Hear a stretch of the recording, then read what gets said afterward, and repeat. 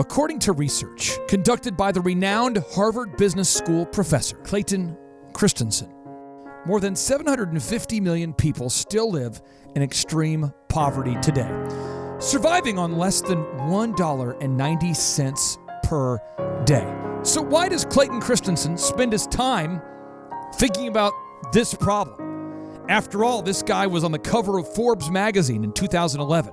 In fact, in the story, Forbes wrote, every business leader calls him or makes the pilgrimage to his office in Boston, Massachusetts to get advice or to thank him for his ideas. Think about it. So why in the world would this professor choose to invest his time to focus on the people who can't help themselves? It's the same reason Clayton Christensen decided to mentor Efosa Ojomo, one of his standout students, and the co-author of his new best-selling book, The Prosperity Paradox. The professor believes in mentorship, helping others. Clayton Christensen believes in being part of the solution and not just talking about the problem. And now, after having conducted copious amounts of research, the professor now believes that he has powerful and practical strategies and solutions that will help to end the world's poverty problem. Today's guest is not a delusional optimist. Today's guest is a practical realist. By just the age of 58, today's guest beat a heart attack, cancer, and a stroke to survive to be here on today's show. And I cannot tell you how honored I am to have him here on today's show. Harvard is the world's #1 business school, and he is the #1 professor at the Harvard Business School. And I have no talent, and I don't have a degree. Some shows don't need a celebrity narrator to introduce the show, but this show does. 2 men, 8 kids, co-created by 2 different women, 13 multi-million-dollar businesses. Ladies and gentlemen, welcome to the Thrivetime Show. 3, 2, 1, here we go! Started from the bottom, now we here. Started from the bottom, and we'll show you how to get here. Started from the bottom, now we here. Started from the bottom, now we here. Started from the bottom, now we here. Started from the bottom, now we'll show you how to get. All right, Thrive Nation, welcome back to another exciting edition of the Thrivetime Show on your radio and podcast download. And on today's show, I am super excited to be interviewing today's guests because a good friend of mine by the name of Peesh Patel once started a company called Digital Tutors. And that company became a massive online education company that he later sold. And Peesh told me, he said, Clay Clark, the one book that you need to read, Mr. Clayton Clark, is a book written by Clayton Christensen called The Innovator's Dilemma. And I thought to myself, what is that? And who is that? And living in Tulsa, Oklahoma, I wasn't super familiar with Mr. Christensen. Turns out he was on the cover of Forbes in 2011, and he's sort of a big deal. So, ladies and gentlemen, it is my pleasure to introduce to you Mr. Clayton Christensen and his good friend, Efosa Ojomo. Professor Clayton and Efosa, how are you? Just great. Great. Thanks. Thanks, Clay. We're doing well. Now, Efosa, my understanding is that you met Mr. Christensen while actually attending one of his classes on the campus of Harvard University. Tell us how you guys first met and how that course changed your life. Yes. Thanks, Clay. So I met Professor Christensen, we call him Clay, at HBS. I was taking a second-year course called Building and Sustaining a Successful Enterprise. It's the most popular course at the business school and oversubscribed. I was fortunate to get into his section because there are about 7 or 8 sections of that course taught by different professors. And as we started the course and we're going through the semester, I just realized how that was easily the most impactful course I took while I was at HBS. The course starts by having the students read through different management theories, and they use that theories as a lens to assess a particular case, right? A management decision that a CEO or a CFO or a manager has in an organization. And the theory essentially is a tool that allows you see the issues more saliently. And so in that course, Professor Christensen lets us know that he doesn't want to hear our opinions, but the theories always have an opinion.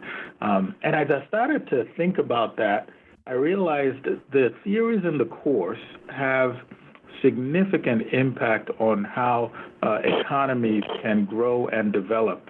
And so it was just a very fascinating experience taking the course, learning about management, but also thinking outside of class how that could have an impact on whole economies and how they can grow. So you had this class with Professor Christensen, and you guys now are writing a book. How did this book come about, and how did your relationship come about? So after the semester, there's an opportunity for students to do a fellowship with one of Professor Christensen's organizations at the business school, and it's really a great opportunity. So I applied for that fellowship, and I started working with him. And I remember the first day I walked into his office. I walked in there nervous with my folder and things I wanted to talk about. And the first thing he said was, Efosa, I've been thinking a lot about this, and I think we should write a book about prosperity and innovation and how different kinds of innovations can really ignite prosperity.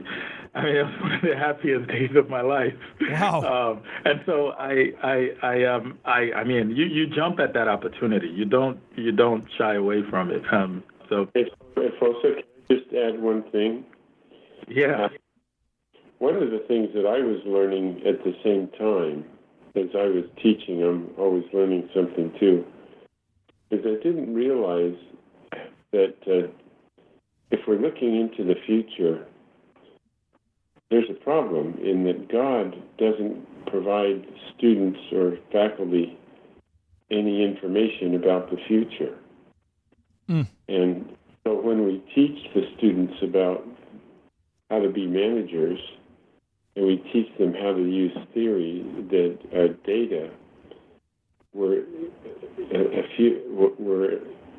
taking them in the wrong direction. And we realized little by little that rather than teaching them about data, we need to teach our students about what is a theory and how is it built. Because, and Efosa, maybe you could talk about the impact that theories have about looking into the future, if you could. But anyway, it was a great opportunity for me to just come to class every day and listen to my students, and Efosa was one of the smartest I ever had. Yeah, no, thanks, Clay. But yeah, it's true, right? When you think about it, we don't have data about the future. I mean, every piece of data we have is something that's fabricated by an individual, and it talks about the past. And so the way that we can plan for the future and predict the future is by using good theories.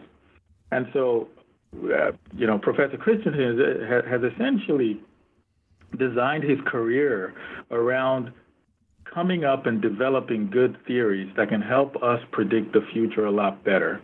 And so that's one of the most fascinating things about that course, about the research we do, and about the book that we've written.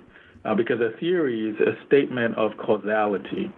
And all of us, right, regardless of what profession we're in, where we are in life, we use theories every single day, right? Because we believe if I do X, Y is going to happen, or Y is likely to happen. And so that's really how that course is designed. And you can see how powerful it could be when you arm yourself with theories that could help you minimize the mistakes you make as you go through life. Brother Christensen, I want to share with you a funny story about causality. I was reading The Innovator's Dilemma, the legendary book that you wrote. And in that book, you wrote, in a startup company where there are no processes in place to get things done, then everything that is done must be done by individual people. Resources. In this circumstance, it would be risky to draft someone with no experience to do the job because in the absence of processes that guide people experienced people need to lead. But in established companies where much of the guidance to employees is provided by processes and is less dependent upon managers with detailed hands-on experience, then it makes sense to hire or promote someone who needs to learn from experience. That quote changed my life because up until that point, I had been trying to teach people who had never been a disc jockey before how to become world-class entertainers through osmosis, through memorization, and through teaching them all these different scripts and systems. And it would take forever. I mean, it would take years for me to get somebody to be just decent at DJing. But once I realized that I could scale my company, DJConnection.com, if I would simply take the time to script out the jokes and to script out the playlists and to build checklists and processes, it changed my life. It allowed me to nail it and then scale it. By the way, if the whole Harvard professor thing doesn't work out, that's a good fallback position for you to become a wedding DJ. But so I found myself growing this company with no processes, no systems, and no concept of causality. And I'm reading this, and I highlighted it over and over, and I thought to myself, I need to build systems. And as a small business owner, I didn't even know these kinds of things existed. So I know, Professor Clay, you've absolutely changed my life in that regard. And I'm so excited about your book, The Prosperity Paradox, because it seems as though you guys are stumbling upon a way to help people all over the world, just like me, who grew up poor, but in parts of the world where their standard of poor is significantly lower than my standard of poor. I mean, I would be wealthy in some of these nations. Efosa, can you talk about the Prosperity Paradox book and what this concept is all about? Yeah, absolutely. One of the reasons I came to Harvard Business School was to figure out how businesses could really help people people in poor countries alleviate poverty and live a more prosperous life. Before HBS, I started an organization called Poverty Stops Here. And in that organization, one of the things we focused on was building wells in poor communities. So we built about 5 or so wells, raised tens of thousands of dollars, but we found out virtually all of them broke down. And I realized, there's something wrong with our equation here in how we're trying to solve this problem. And so when I came to Harvard and took Professor Christensen's course and started working with him, that's when I really learned about the importance of theories.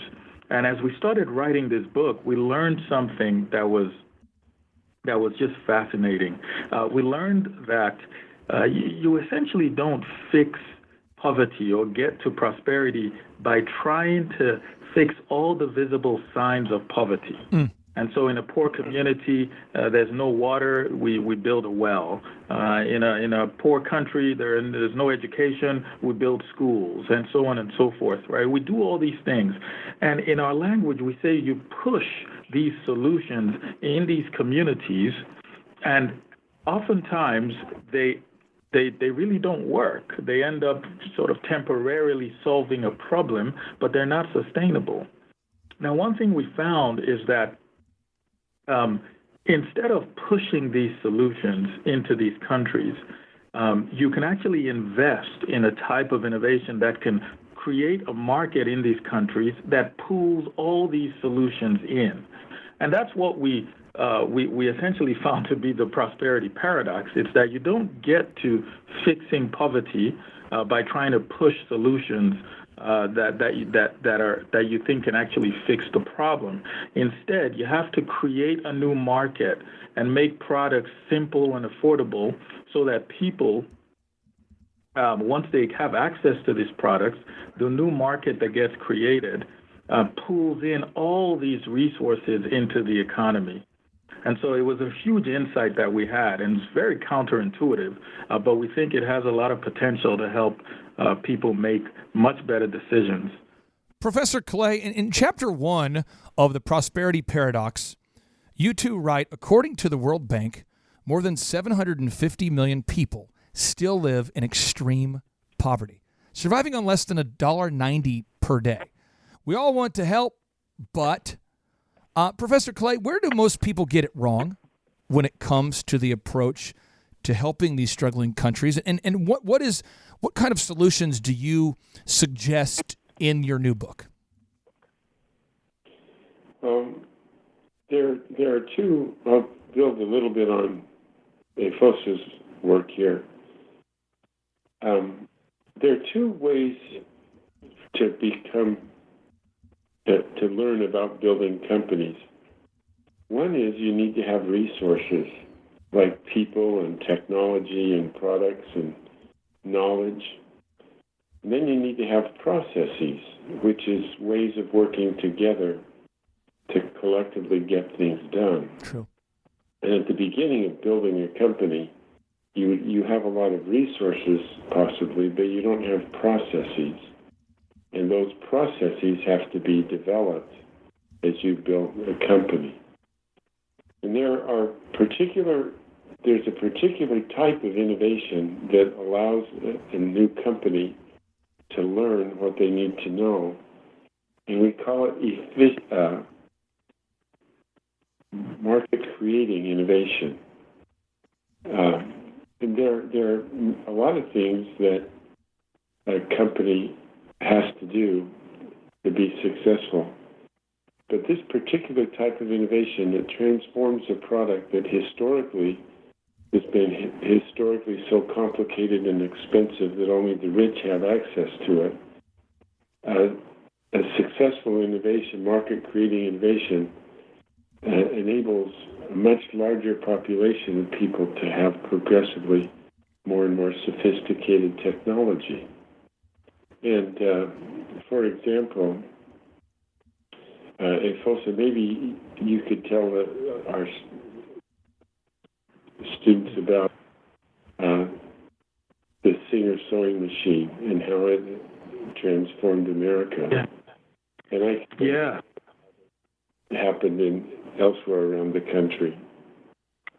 Yeah, absolutely. And so, there's this thinking that America has always been a prosperous country, right? But it turns out that if you go back to the 1800s, 1850s, America was really impoverished, more impoverished than many of the poorest countries today. But it was through market-creating innovations that America was able to get a grip on prosperity and start to grow. And so Isaac Singer, which is the entrepreneur that Professor Christensen just mentioned, was around in the 1850s. And he essentially made the sewing machine so affordable and accessible that millions of people in America and in Europe, Russia, could actually afford it. So at the time, most Americans were very poor and they had one or two pieces of clothing. Now, it took the average person, which is mostly women at the time, about 12 to 14 hours a day to sew a shirt or a piece of clothing, right? And it was quite expensive. But Isaac Singer made this sewing machine really simple and affordable, and he created a business model that made it accessible to many more people who historically could not even dream about owning a sewing machine. And so he innovated things like sales branch offices. He developed the ability for people to purchase the sewing machine on credit. He developed training programs to train people how to use it. He developed an after-sales service section of his company that went out and serviced the machines after they were purchased. He did extensive advertising. And so the Professor Christensen... It was remarkable how many people got jobs because this particular type of innovation made things affordable and accessible so that many more people can make and buy and sell these. And it happened over and over again in America. George Eastman made a camera affordable, and Henry Ford made a car affordable. Right. And Steve Jobs made a computer affordable. And when you make it affordable and accessible, you have to go out and hire more people. And that's the type of innovation which we call market-creating innovation that transforms a nation into prosperity. And so that's why we wrote the book. Efosa, Forbes magazine once wrote there, they said that every business leader calls him Professor Clay. They call him. They make the pilgrimage to his office in Boston to get advice or to thank him for ideas. So you obviously know that Professor Clay does not write books with just anybody. So you guys, this is a neat partnership, divinely appointed in my opinion. You guys, this is so exciting to see you two working together. In the book that you guys are putting together here, the advanced copy that you sent me, there's one part of the book that really stuck out to me, and I highlighted it, and I wanted to read it to you. And Efosa, I wanted to see if you could break it down for me. It says, instead of seeing roughly 600 million people in Africa who don't have electricity as only a sign of their immense poverty, we should see them as a vast market creation opportunity waiting to be captured. It should be a call to innovate, not a flag of caution. My friend, I'd love for you to break down what you two mean by this statement. So I think the best way to break that down is by giving you a very tangible example. In our language, we would call all those people non-consumers of electricity, right? We would call them non-consumers. Right. Now, the example I'll give you happened about 20 years ago, right? A similar thing happened with the lack of mobile phones in Africa, right? There were about 2 or 3% penetration of mobile phones on the continent with close to 1 billion people, right? Now, an entrepreneur by the name of Mo Ibrahim saw this opportunity and said, oh my gosh, these people have no access to communication, right? At least the way people do in the U.S. or Europe and so on. And I think there's a great opportunity here to go and create a market to make mobile phones simple and affordable all across Africa. Now, all the people he told at the time said, you're crazy, that's never going to work, there's poverty, HIV, and just talked about all the issues that he would face in building this cell phone market in Africa. Now, he instead focused on the non-consumption of mobile phones. He focused on the struggle that these people had in their daily lives. If they wanted to communicate with a friend or a parent that lived in the village, they would actually have to go there, and sometimes it would take days to get there. And so he actually created, in 1998, Celtel, a company by the name of Celtel, and it was one of the first Pan-African mobile phone companies on the continent. Right. He made access to mobile phones simple and affordable. And in about 6-7 years, he was able to sell the company for about $3.4 billion. Whoa. He created thousands of jobs and actually had mobile phone service available for 5+ million people in Mali, in Niger, in Sudan, in Democratic Republic of Congo, in about 7 or so African countries. It's amazing. But here's the really interesting thing. If you fast forward till today now, the mobile phone industry in Africa is now worth about $220 billion. It's adding about $20 or so billion in tax revenues to governments annually and supports about 4 million jobs. And so when we talk about market creating innovation, this is the kind of potential that it has. When you look at an economy that doesn't seem like anything is going on, that's devoid of opportunity, but if you create a new market by investing in market creating innovations that make it simple and affordable, this is the kind of potential that you can uncover. Efosa, I want to ask you my final 2 questions I have for you guys. I'll let you go first, Efosa, and then I'll let Professor Clay one-up you, okay? That way the mentor can one-up the mentee. Mentorship. We talk about it on the show all the time. We always talk about mentorship and the power of having a great mentor in your life. Efosa, what kind of difference or impact has Professor Clay made on your life directly? So I think it's really unpredictable to say at the moment. I mean, he has changed the trajectory of my life. I mean, never in my wildest dreams did I think I would get the opportunity to partner with a professor at Harvard Business School, much less Clay Christensen, who's essentially a professor's professor. But then to write a book and co-author something that's so near and dear to my heart with him has fundamentally changed my life.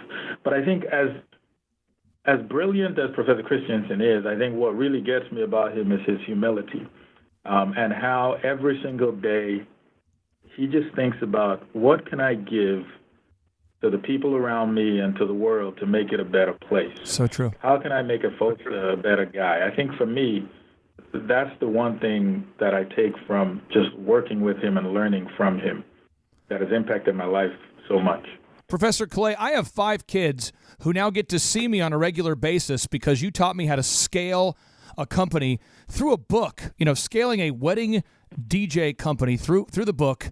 It's unbelievable the impact that your writing has made on my life, and I just want to thank you for mentoring me remotely. It's like you sent a message out in a bottle, and I happened to find it, and I appreciate you so much. And I'd just like to ask you, sir, why do you continue to so passionately mentor great people like Efosa when you could be, hanging out in a hammock somewhere? Well, I decided that God was going to measure my life in a way that many people never think about before, and that is, He's going to measure my life by the people who I could help become better people, and He's given me an opportunity to do that, and I believe that everybody has been given an opportunity by God to help each other. And I just tried to think about how God thinks and how He made us better every day. And every once in a while I come upon somebody like Efosa, who God is able to form in a way that is a two-way street. Because everything I learn, he learns. And it's a wonderful experience. So all I can say is I'm grateful to God for this opportunity. Professor Clay, I thank you so much for impacting my life. I'm a boy from Oklahoma. I've never met you in person.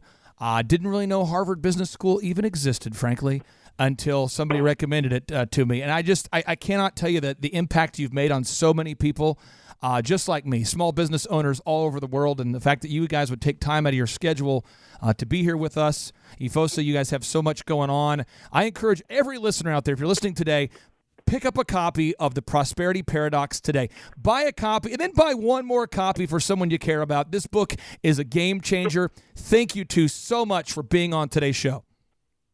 You're sure welcome. Thanks for the opportunity. There's just something about Clay Christensen that blows my mind. I mean, this is a guy who is the most iconic, most well-known, the most respected professor at the world's #1 business school. And yet he just thanked me. He just thanked us for the opportunity.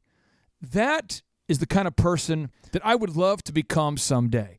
He is truly a business hero for me. And I don't want to take any of the thunder away or the focus away from his newest book, The Prosperity Paradox. But I do want to share a notable quotable from one of his previous books called How Will You Measure Your Life? How Will You Measure Your Life?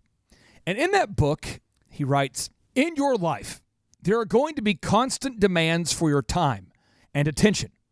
How are you going to decide which of those demands gets resources, aka time? The trap many people fall into is to allocate their time to whoever screams the loudest and their talent to whatever offers them the fastest reward. That's a dangerous way to build a strategy. So Thrive Nation is an action item today. I would ask you to do 2 action items for me. Take 2 action steps for me today. 1, buy a copy of The Prosperity Paradox by Clayton Christensen. This guy is 100% sold out to helping people all over the world. His book is powerful, and I promise you that you are going to have countless knowledge bombs and epiphanies as you turn the pages of that book. And also, I would encourage you to ask yourself today, how are you allocating your time? How are you utilizing your time? If time is truly our most important resource, I mean, we can always make more money, but we can't make more time. So if time is truly our most precious and finite resource, I think the most profound question we could all ask ourselves today is, how are we spending our time? And just because somebody sent you a Facebook message or sent you a LinkedIn invite or a YouTube ping of some kind or a tweet doesn't mean you have to spend your day responding to those things. And in this digital age, it's very easy to get our priorities all turned around and misaligned. It's easy to focus on the most important thing last and then spend our day focused on the least important things because we're getting them urgently. We're getting updates pushed to our phone, and maybe we need to turn those push notifications off. Maybe we need to focus on things that matter. Maybe you should turn off those push notifications and to schedule some time to sit down and to read a book that will impart wisdom into your life and to help you become a proactive person. Maybe you need to turn off the push notifications and to invest time into building that business you've been talking about. Maybe this is your season to write that book you've been dreaming about. Maybe it's your time. Maybe this is your year to be the family man you've always wanted to be, the family woman you've always wanted to be. But don't drift, because by default, I've never met somebody who's become successful by drifting, by default, by just living a life without intention. And it's been my intention to book Clayton Christensen on this podcast for nearly 4 years. And it finally happened. I almost just want to drop the mic and say, done. But I will see you tomorrow. And now without any further ado, 3, 2, 1, boom.